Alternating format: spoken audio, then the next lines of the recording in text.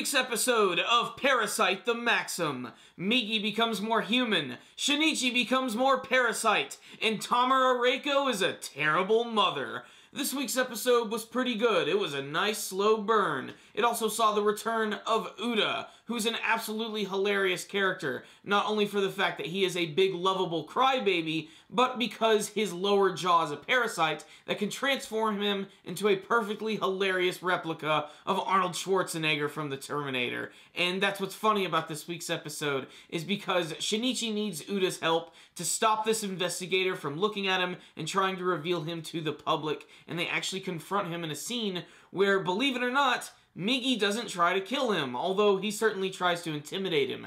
That scene where they animate Migi going through a lot of transformations, where his eyeball gets real close to that investigator's face, and those weird needles explode right from his eyeballs and then turn into this nasty shuriken-looking pinwheel, that was pretty freaking awesome. So this part of the story is really interesting because for the first time in the series, they actually do have a human ally who's going to maybe help them out later on in the story. And they actually get into this guy's family life, which just leads me to believe that he's possibly going to be killed off in the story later on. I'm not sure why I feel that, but that's just what I'm getting from that. The other part of this episode definitely has to deal with the theme of motherhood, again, going back to Tamura Reiko and of course what's going on with Shinichi, who is still trying to get over the death of his mother. And they do this really great scene where Tamura is at this like local school or college, and she's learning about the difference between selfishness and altruism, and it just happens to go perfectly with what's going on in this scene right here,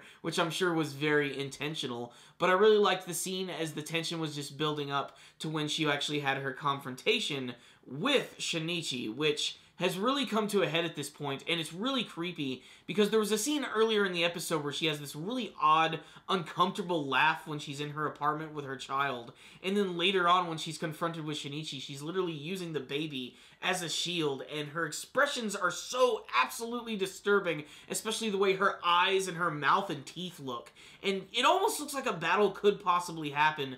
But with the baby being there, I really don't think Shinichi was going to allow that to happen at all. Shinichi himself has decided he's no longer going to allow Reiko to do this, and he is going to have to make something happen.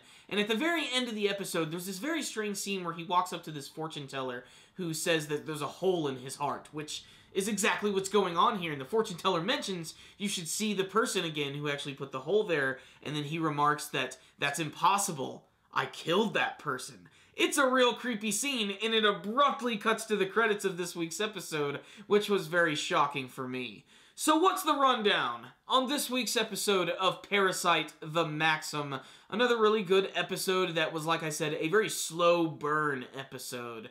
And I really liked this one because I liked the return of Uda. I just think he's an interesting character, and I just think it's funny that we now have this like weird little alliance going on between this human investigator and these two weird parasite people.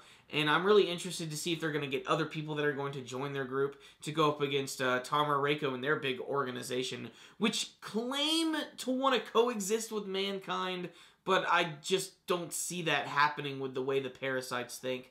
They're just way too evil and crap. But the thing about this episode that I really loved was mostly just all the symbolism and everything. You know, there's a really huge theme to this series, and a lot of it does have to do with motherhood and just the two different sides of it. And I just think that's really interesting how they handled it. The whole scene about altruism I thought was handled very well. And of course that big confrontation at the end, even though not a single punch or attack was thrown, you could just feel the tension.